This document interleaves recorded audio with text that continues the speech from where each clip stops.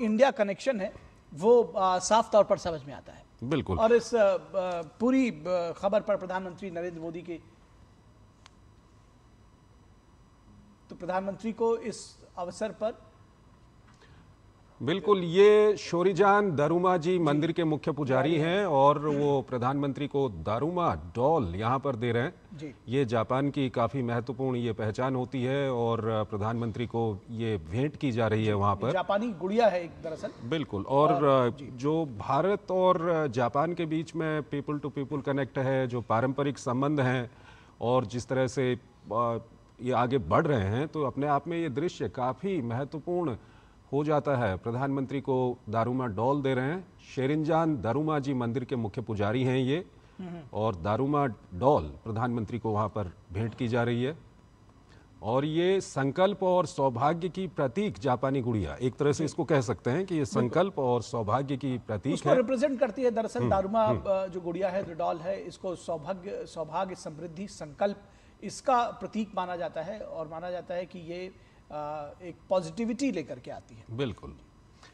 तो काफ़ी ये एक महत्वपूर्ण दृश्य इसको कहा जा सकता है कि किस तरह से जो भारत और जापान के पारंपरिक संबंध हैं और किस तरह से ये संबंध आगे बढ़ रहे हैं।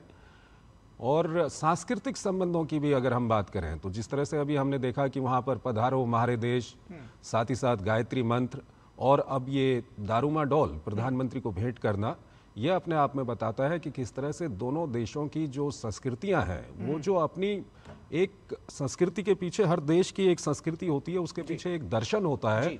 तो कहीं ना कहीं दोनों देशों की संस्कृति के पीछे जो दर्शन है, उसमें जो सामंजस्य है, वो दिखाता है। जी बिल्कुल। और आप इस बात को समझिए कि हम बुद्ध के देश हैं, वो बुद्ध को फॉलो करते हैं, तो जो एक संस्कृति या एक जिसको कहते हैं विचारों की साम्यता, वो एक जैसी है। हम भी शांति के पुजारी हैं, जापान भी शांति का पुजारी ही कहा जाएगा। और इस तरह से जो वैचारिक साम्यता और है दोनों देशों में, वो साफ तौर पर संस्कृति में, सभ्यता में, परंपराओं में वो साफ तौर पर देखी जा सकती है। बिल्कुल, ये काफ़ी महत्वपूर्ण है। और 2014 के बाद जिस तरह से भारत और जापान के संबंधों में मजबूती आई है, चाहे व्यापार की आप बात करें, सांस्कृतिक क्षेत्रों की बात करें, एक दूसरे के देशों में विकास में भागीदार होने की बात करें, तो वो जो मजबूती आई है, वो मजबूती कहीं ना कहीं इन दृश्यों में दिख रही है। इससे पहले के चाहे हम दृश्य देखें, प्रधानमंत्री ने वहाँ के कई नेताओं से मुलाकात की और किस तरह से वहाँ पर